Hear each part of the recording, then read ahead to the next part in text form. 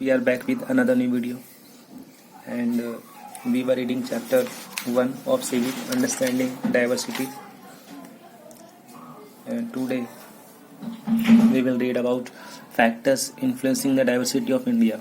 वो factors जो India में डाइवर्सिटी को इन्फ्लुएंस करते हैं, प्रभावित करते हैं. So first factor is inequality of income. Income में असमानता. There is high inequality of income and wealth among the people of India that also creates diversity. India के जो लोग हैं उनकी इनकम और वेल्थ में भी हाई इनइक्वलिटी है, असमानता है. सबकी इनकम और सबका वेल्थ एक जैसा नहीं है. किसी के पास कम वेल्थ है, किसी के पास ज़्यादा वेल्थ है, कुछ रिच है, कुछ पुअर है. Inequality comes about when a person does not have the resources and opportunities that are available to other persons. Inequality कब होती है? ये असमानता कब होती है? जब दूसरे लोगों के पास में रिसोर्सेज नहीं होते या अपॉर्चुनिटीज नहीं मिल पाती. A significant portion of India population still do not have enough to eat or wear and place to live in. अभी भी एक इंडिया का एक ऐसा हिस्सा है, देश का एक हिस्सा है जिसको खाने के लिए, पहनने के लिए, रहने के लिए, खाने के लिए अच्छा खाना नहीं मिल पाता, रहने के लिए अच्छी जगह नहीं मिल पाती और पहनने के लिए अच्छे कपड़े नहीं मिल पाते. Caste system. This is an important example of social inequality. In this system, society was divided into different groups depending upon the work of the people. Caste system भी इंडिया में जो सोशल इनइक्वलिटी है उसका एक important example है. लोगों के काम के अनुसार उनको कास्ट में डिवाइड किया गया, अलग अलग जातियों में. Also, they were supposed to remain in this group. Historical and geographical factors also influence the diversity of a region or a country.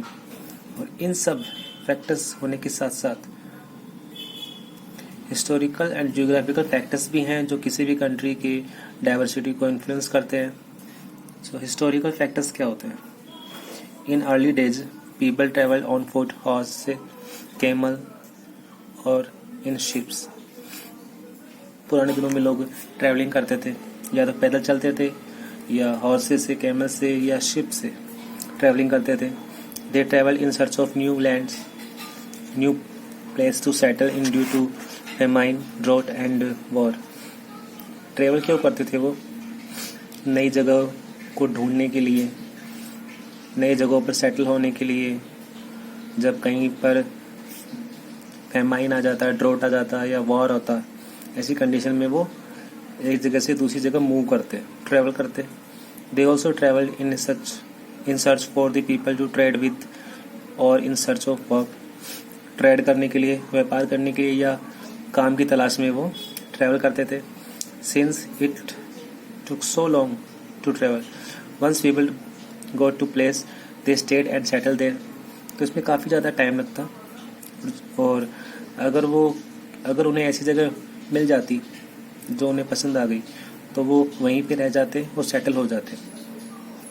In the new places people begin to change a little. और नई जगह पर लोग change होना शुरू हो गए. At the same time they also did things in the old ways. In the process their languages, food, culture and religions became a mix of the old and new. इस तरह से वो पुरानी जगह को छोड़ के नई जगह में आए, नए नए लोगों से मिले. तो इससे क्या हुआ, उनके जो पुराने और नए कल्चर्स थे, रिलीजन्स थे, फूड थे, लैंग्वेजेस थे, वो सब मिक्स हो गए. This intermixing of cultures created something new and different. In this way, regions become very diverse because of their unique histories. Even today, we move from one place to another for many purposes such as in search of job, for education, trade, seeing new places, etc. आज भी हम लोग नई नई जगह को देखने के लिए, जॉब के लिए, एजुकेशन के लिए और भी दूसरे कारण हो सकते हैं, हम एक जगह से दूसरी जगह ट्रेवल करते हैं, मूव करते हैं. ये तो था historical factor. Now geographical factor. Diversity also comes from the geographical factors. Geographical factor भी डाइवर्सिटी को इन्फ्लुएंस करता है, प्रभावित करता है. For example, living in a desert area is quite different from living in the plain area. मैदानी इलाकों में रहना और डेजर्ट एरिया में, रेगिस्तानी इलाके में रहना, दोनों बिल्कुल डिफरेंट है, अलग अलग है. The geographical factors not only influence the clothing and eating habits of the people but also the kinds of work they do. दोनों ही इलाकों की बात की जाए, रेगिस्तानी इलाका हो या मैदानी इलाका हो, दोनों ही इलाकों के लोगों में खाने की आदतों में और पहनने की आदतों में डिफरेंस मिलेगा.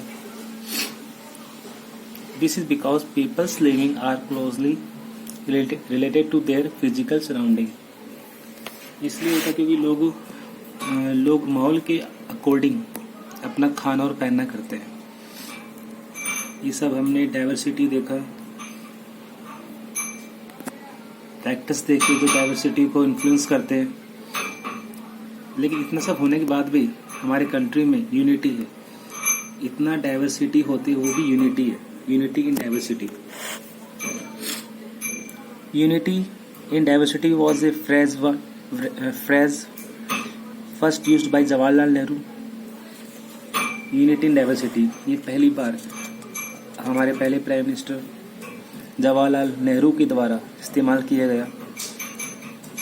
Actually it is not just a phrase to describe India, but it is a motto celebrating a sense of oneness and cooperation among different groups of people in a single society. ये केवल एक phrase ही नहीं था, बल्कि ये एक अनेकता में एकता को दर्शाने के लिए एक मोटो था. इसको सेलिब्रेट करने का एक मोटो था. The thread of unity that binds all the diverse elements can be seen as under.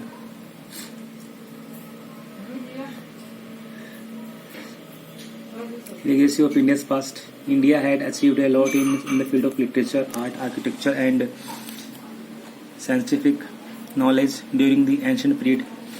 India ने काफ़ी सारा ज्ञान प्राप्त किया है. लिटरेचर हो या आर्किटेक्चर हो या साइंस हो, और ये सब पुराने समय से चला आ रहा है. 3 major religions namely Hinduism, Buddhism and Jainism left a deep impact on the Indian culture practices. The contact with the outside world further enriched and shaped up those practices and built up our cultural traditions. These constitute in collective form the mainstay of our heritage. और इसने हमारी विरासत को संजोए रखा है. Achievements of independence. The British had evolved a uniform administration and English education system in India to fulfill their own interest. But these changes provide the Indian intellectual a glimpse into the political freedom enjoyed by the people in the Western world. British थे, उन्होंने हमारा education system English में ही किया ताकि वो अपने interest पूरे कर सके. लेकिन इसी इंग्लिश ने उनको वेस्टर्न वर्ल्ड से जोड़ा, बाकी वर्ल्ड से जोड़ा.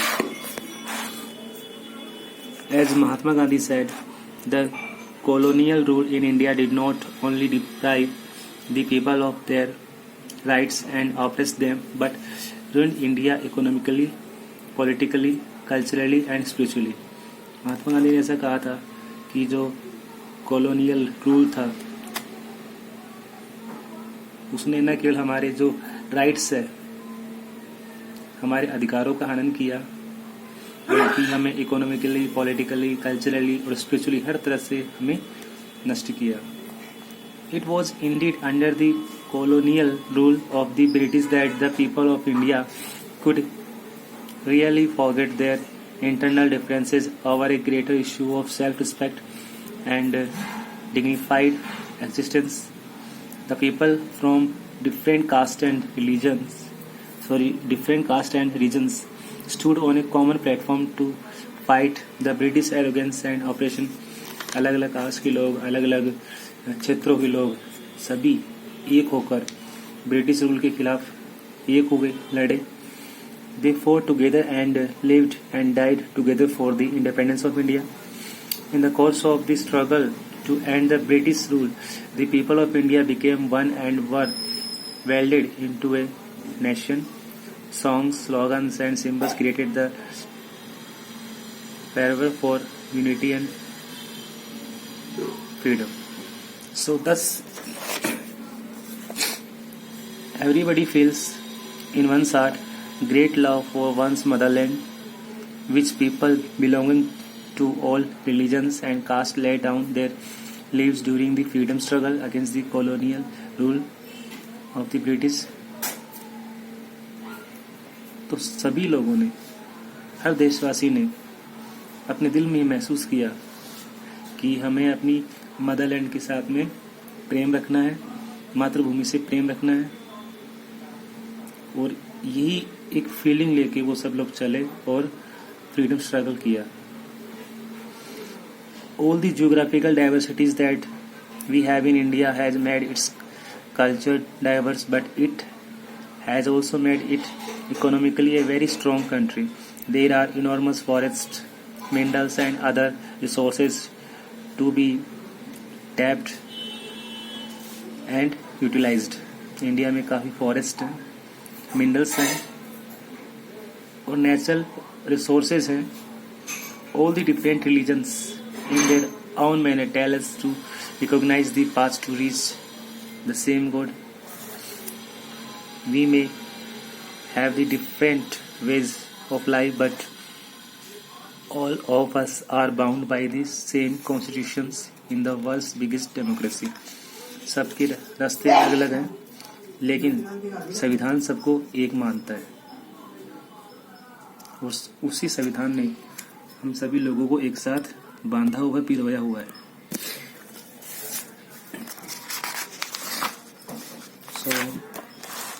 आज इस वीडियो में हम इतना ही रीड करेंगे, and in the next video we will complete the chapter. We read this chapter again.